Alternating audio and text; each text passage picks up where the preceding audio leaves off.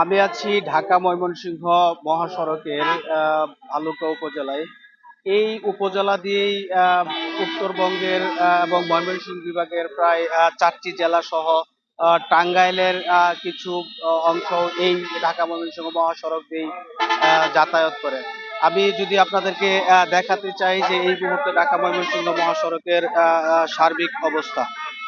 আহ, ছুটির হওয়ার সাথে সাথেই ঢাকা ময়মনসিংহ মহাসড়কে আহ, তীব্র যানজটের সৃষ্টি হয়েছে। তবে অনেক অনেক জায়গায় তীব্র যানজট সৃষ্টি হলেও সেখানে ট্রাফিক পুলিশ এবং হাইওয়ে পুলিশ কাজ করছেন, যার কারণে আহ, যানজট ধীরে ধীরে ভাবে গাড়ি মানে ছুটছে।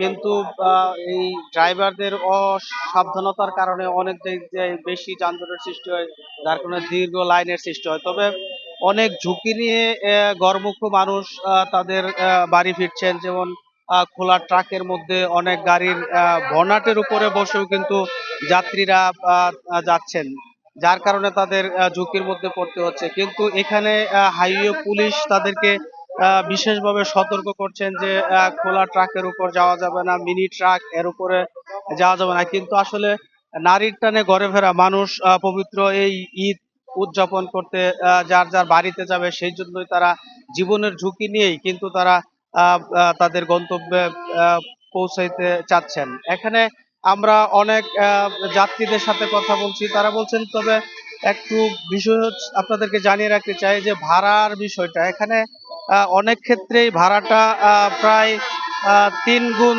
বেশি নেওয়া হচ্ছে। এই ব্যাপারে অনেকেই অভিযোগ করেছেন যে ভাড়া বেশি নেওয়া হচ্ছে। তবে আবার চালকরা বলছেন যে আমরা ফিরতে আসার সময় আমাদের গাড়িগুলো খালি আসতে হয়, যার কারণে আমরা ভাড়া একটু বেশি নিচ্ছি। কিন্তু তারা বলছেন একটু বেশি ভাড়া নিচ্ছেন, কিন্তু যাত্রীরা বলছেন তারা জিম্মি করেই তাদের কাছ থেকে প্রায় 3-4 গুণ বেশি ভাড়া নিচ্ছেন।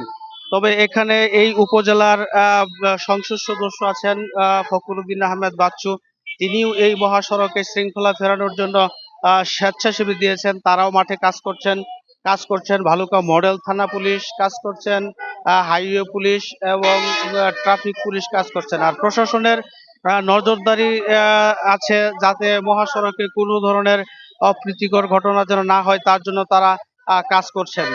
তবে এখন বেলা বাড়ার সাথে সাথে গাড়ির চাপ কিন্তু অনেকটাই বেড়েছে, যার কারণে এবং কি ময়মনসিংহের যে প্রবেশ পথ, সেই জামিরদিয়া মাস্টার বাড়ি, সেখানেও কিন্তু তীব্র যানজটের সৃষ্টি হয়েছে। কারণ এখানে অনেক কলকারখানার মানুষ এই উপজেলায় থাকে, সেখান থেকে তারা তাদের গন্তব্যে যাচ্ছেন।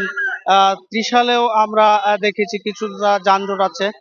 এই ছিল আমার কাছে ময়মনসিংহের বালুকা এবং ঢাকা ময়মনসিংহ মহাসড়ক থেকে। তবে এখানে আমাদের প্রত্যাশা হচ্ছে যেন মানুষ নিরবিচ্ছিন্ন ভাবে পবিত্র ঈদুল ফিতর তারা আদায় করতে পারে এবং তারা যেন ভালোভাবে তাদের গন্তব্যে পৌঁছতে পারে, এমনটাই প্রত্যাশা করা হচ্ছে।